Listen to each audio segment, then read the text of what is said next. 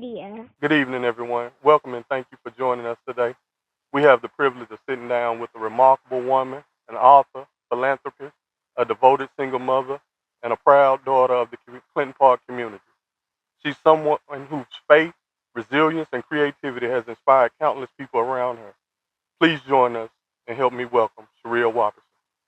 Hey, Hey, Rhea, how you doing? I'm good. Thank you so much for allowing me to be a part of your podcast. I am super excited Well, I appreciate you for and coming. I'm ready. Look, How you feeling today? you know what? I'm alive. I'm blessed, and I am truly thankful. I'm here. I'm feeling good. Well, let's start from the beginning. You Okay. grew up in Charlotte, North Carolina, in the Clinton Park community, a community that has shaped so many aspects of your life. What was it like growing up there? Growing up in Clinton Park was it really did shape me. It really did shape me. It was back then, there's a lot of elderly people in the neighborhood. So I was able to do a lot of things with them. I was able to hang around all of my friends, including you. We all Indeed, grew up together, indeed. and just the community coming together. I know they had a center off of Manchester where the elderly people and just the community came together to understand like what's going on in the neighborhood, what type of events are coming in. I used to attend those.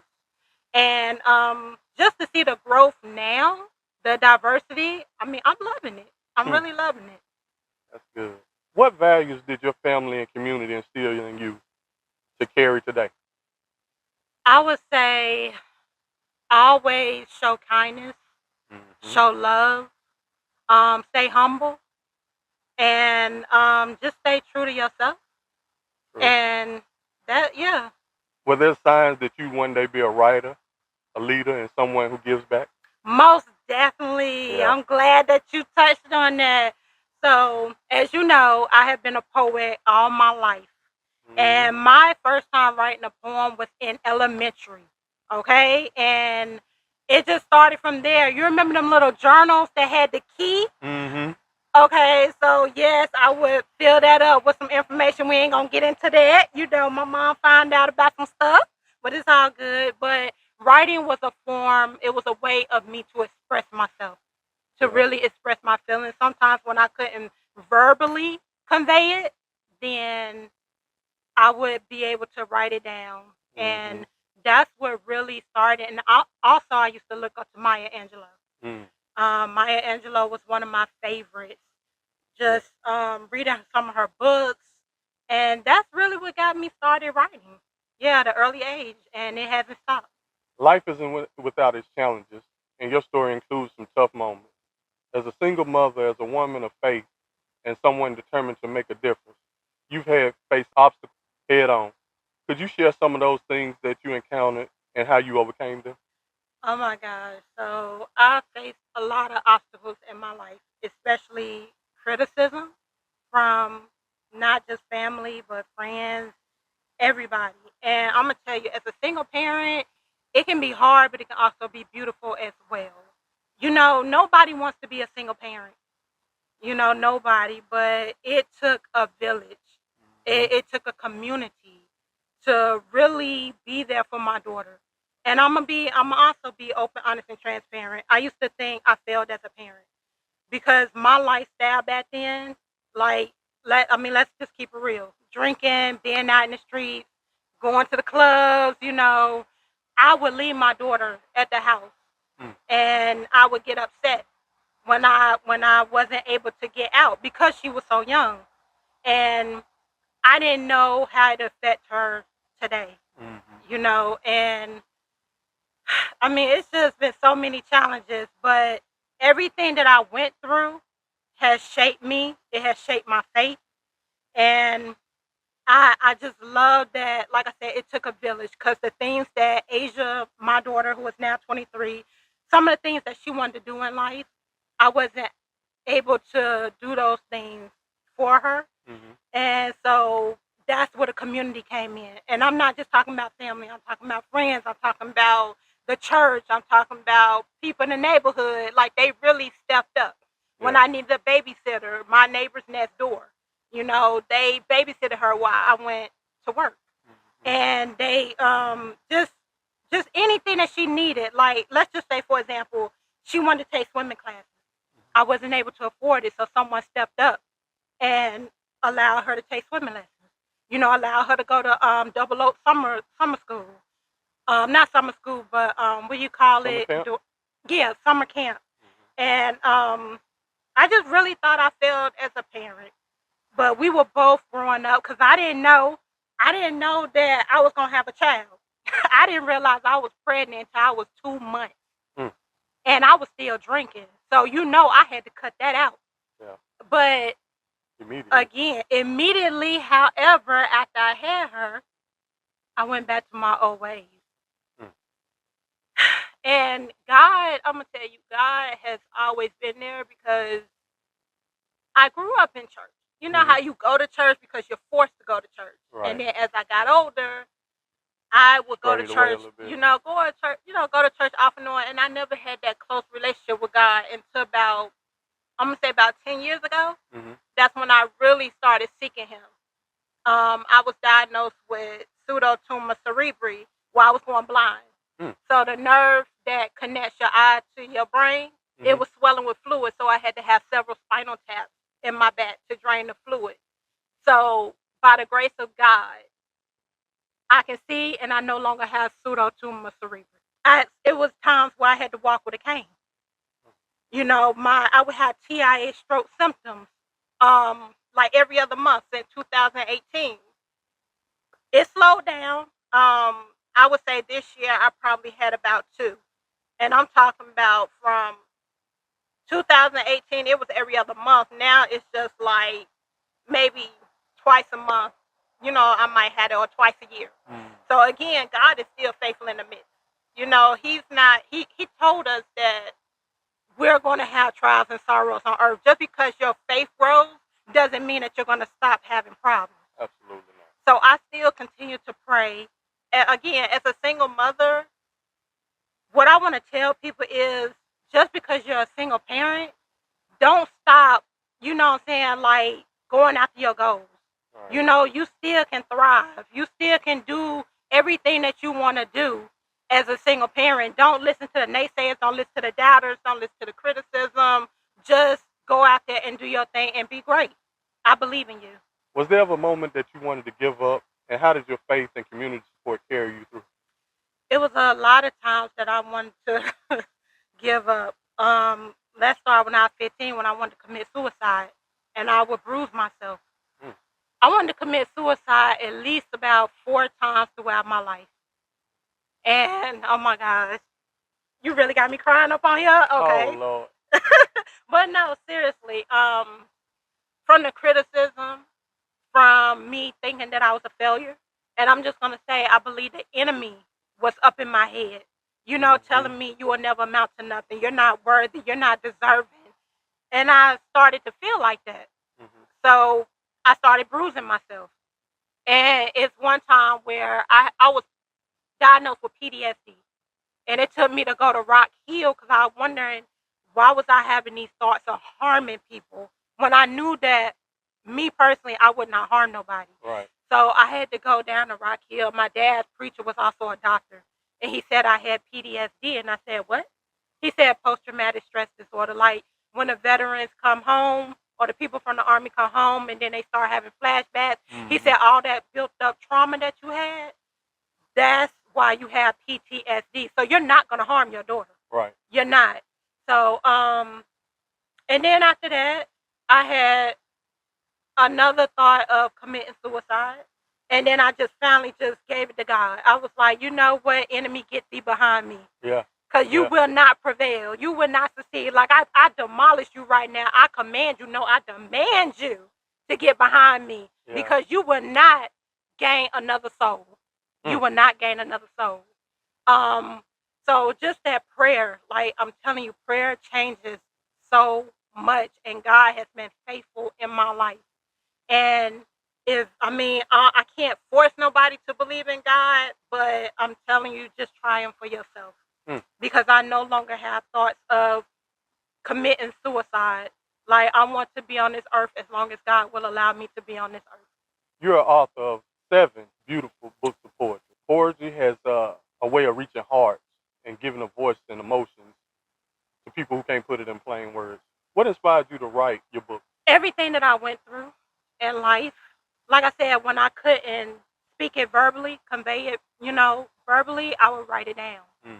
And that's what led to me writing poetry at an early age. Like I said, starting in elementary, then it went to middle school, and then high school. I want to say South Med had like a magazine or something that came out, and one of my poems was in there.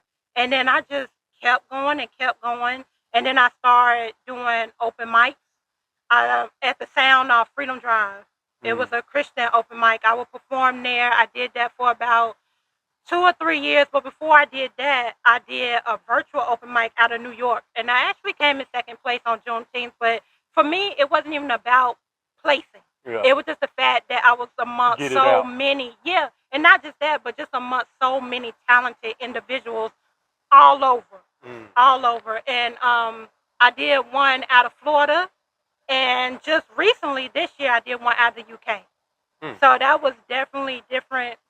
It was very, it was different. Look, that's all I'm gonna say. It was different, but I'm glad that I did it, and now it led me to doing books.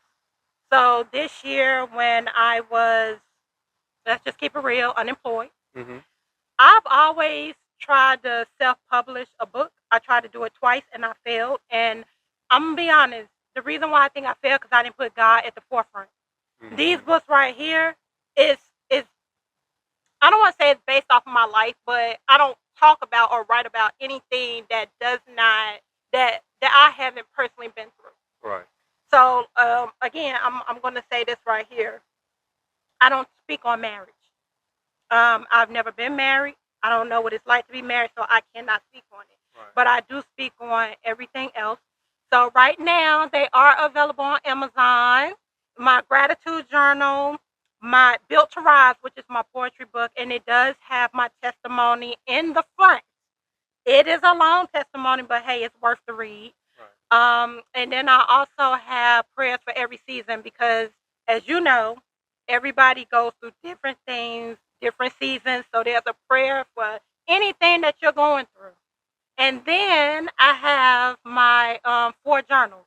The self-love journal, which is definitely, I feel like everyone can benefit from that, right. Including myself. Yep. I have daily reflections, just basically just reflecting on your day. I have the Dreams and Visions book. That's another thing I want to talk on. I am a vivid dreamer. I have been dreaming since I was about 14 or 15, so I can see into the spiritual realm. I have seen all types of things. Whether people want to believe it or not, I have battled demons in my dream. I have seen them come out of people. I have battled marine spirits, but again, that's on a whole nother thing. But the Dreams and Visions book, definitely, if you have a dream, immediately write it down because I'm telling you, the Holy Spirit will come back and confirm something that you wanted to know about. Like, what was this dream about? Like, eventually, it might not be that day, but eventually he will come back and, just tell you about that dream. And then the last one is faith vibes. So within the book, it does have a faith vibe like check-in where I have like it may be a scripture or it may be like an encouragement, just like a faith vibe check-in. So right. Yeah, those are my books. Go get them on Amazon. Absolutely. Do you remember your first poem that you wrote? I do not.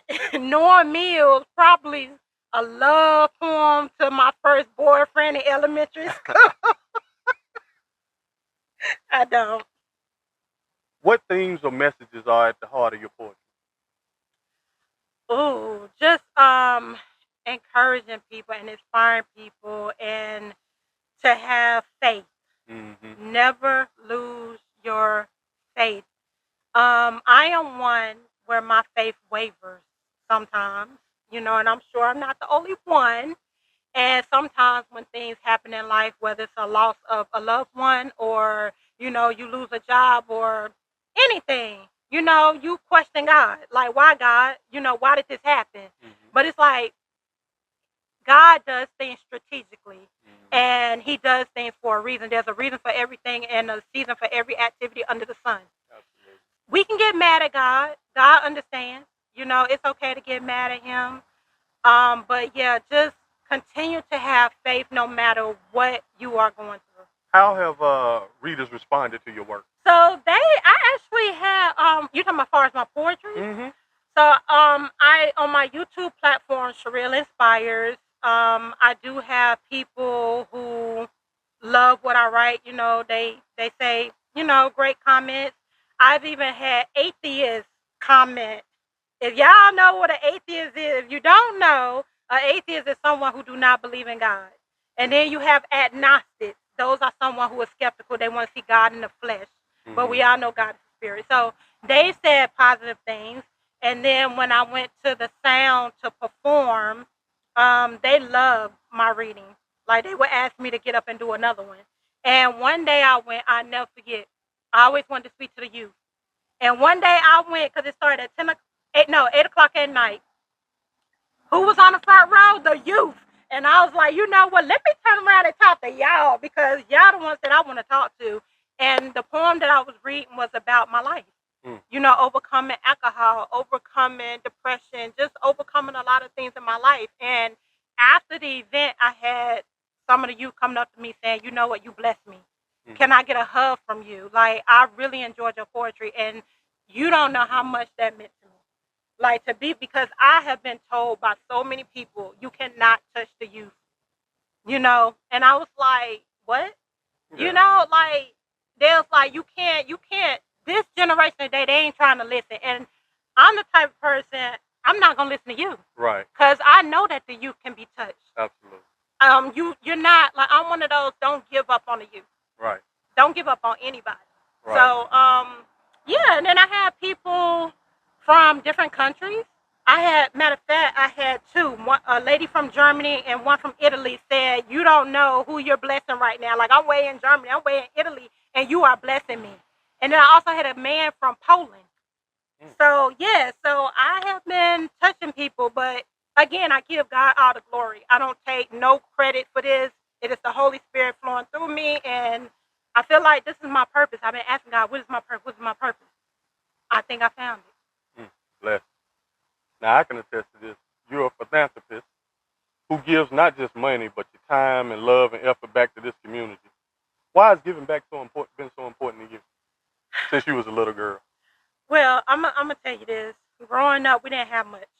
You know, we would get hand-me-downs from my cousin, which I loved it. We didn't complain. Right. We grew up off of Sugar Creek and Craighead, if y'all know where that's at, here in Valley. That's where we grew up at, and we didn't have much, but you know what? We enjoyed it. Yeah. And even back then, I would give, you know what I'm saying? I would give. And then when I came over here to Clinton Park, which I love this community. I love the elderly people. Unfortunately, some of them are gone. But I love, like, just sitting down, talking to them, because if you think about it, the older generation, they have so much wisdom. Yeah. And they instilled a lot of that wisdom in me today. And so it just means a lot, giving back to someone who can do nothing for you. That's what I love to do. You know, they say these are the panhandlers. Okay, so a lot of people out here don't give nothing to them because they probably on drugs. They're gonna spend the money on drugs. They're gonna spend money. I don't care what they do. Right. God said to give. Right. So my job is to give or either speak life into them if I'm not able to give. So that's what I would do. So if I'm sitting at a red light and they, you know, right there beside me, I roll down my window, I might slide them a couple of dollars. I might get them my last. I don't care. Right. You know, or I just give a conversation with them. And I'm going to give you a prime example. I was working at Central Piedmont Community College last year, the bookstore downtown. It was a lady right there at the corner with a sign. And I was like, hey, how you doing today? She was like, she just bust out in tears. And I was like, you okay? She was like, just the fact that you acknowledge me. Just the fact that you acknowledge me. She was like, you know how many people come by with their fancy cars and they just ignore me? She was like, honey, you see that tent right there? That's where me and my husband sleep. I said, let me tell you something. I'm going to always acknowledge you. I said, you are a beautiful woman. So I was like, don't worry about these people. Because I said, just like they have it today, they can lose it tomorrow. Hmm. So I was like, as long as you're here, I said, I'm sorry, I don't have nothing to give. Right. But she was like, that don't even matter to me. She said, just the fact that you acknowledge me. And then it was another guy that was there at that corner before she came. Oh my God. So I am the type, when I work for a company, I don't like people throwing stuff away, especially food. Right. When there's so many homeless people. When he used to see me pull up at that light, he'll dap me up. Yo, what's up? You know what I'm saying? I'm like, what's good? I got soda for you. I got chips for you. I got everything for you. And then after that, I didn't see him no more, so I hope he's okay. I don't know where he at, but giving back, I mean, when you give, God wants you to do it from the heart. So Right. I give all the time. And I also support Wounded Warriors, the veterans, for the veterans. Hmm. And that's something that both me and my dad do.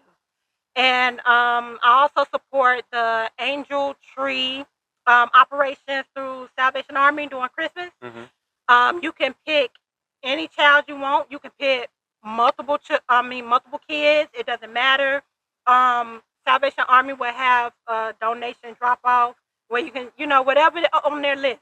I Right. try to get every single thing on their list if I can. Right. And then, like, one year they was at South Park. That's what a drop off was. Hmm. So I went there and along with my daughter, I believe, and she helped me to donate, to them. So that's something that I love to do because, like I said, I know what it's like to go without, to go a couple of days, maybe a few days without eating, not Right. knowing how I'm gonna eat.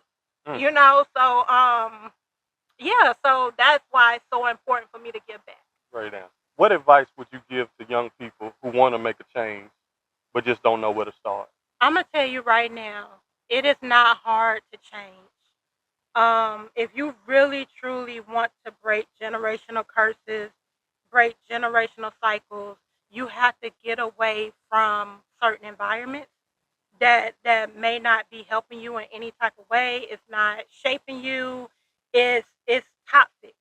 Hmm. It's not good for your mental health. Get away from people who do not pour into you, who do not speak life into you, who do not, who do not want to see you succeed. Hmm. Some people got a lot of haters out here. So if you really want to change, you have to set your mind to it and just do it. Right. Like, it's really not that hard. You have counselors out here, and I advise anybody to see a therapist.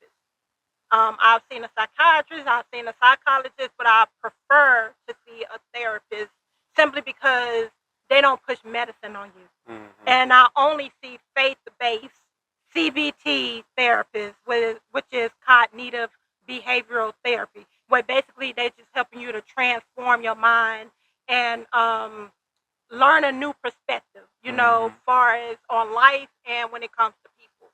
So again, if you want to change, get away from that crowd. Look at the people you hang around. They always say that you become like the people that you hang around. So if you know that these people are not any good for you or this environment is not healthy for you, then leave. Nobody is making you stay. Leave. So yes, that's the best advice that I can give. Absolutely. Motherhood is a huge part of your story. As a single mother, how has raising your child shaped you as a woman, as a leader, and as an author? Me and my daughter pretty much grew up together, okay? Mm. And I'm gonna tell you, my daughter, she is a leader. Sometimes she teach me things. They'll do that. Sometimes she tell me like, "Why you worrying about this person? What they said? Cause I can care less." That's just how my daughter Asia is. But everything that me and her went through, Hmm. she saw some of the things that I went through, and she did throw it back up in my face, and I was spazzed out. And then it would take somebody to tell me before you spaz out, say, you know what, let her know, yes, I did do those things, but I'm Mm. no longer that same person. Mm. Yeah. I'm no longer that same person. So now I get it now. Like, before I spaz out, think about it first, just sit still, and then give an answer. Yeah. So motherhood it's I have to say it's a beautiful thing. She has blossomed into a beautiful young lady. She has accomplished all of her goals. I am just truly, truly proud of her. And as long as she has been able to work, she's always worked like two jobs. Yeah. And she's helped shape me in so many ways. I no longer really care about what people think about me. Yeah. She's amazing. She's really amazing. And because of her, it's like I would rather be around her than be out in the street. Mm-hmm. And I left that lifestyle alone, like I said, 10 years ago. Yeah. And she shaped me in so many wonderful ways. I love her for that. How has your Christian faith guided you through motherhood and life's journey? My faith with God has taught me to slow down, stop being anxious about everything. And I have a favorite scripture. It's 1 Joshua 9. He said, "Have I not commanded you to be strong and courageous? Do not be afraid or discouraged, for God is with you always."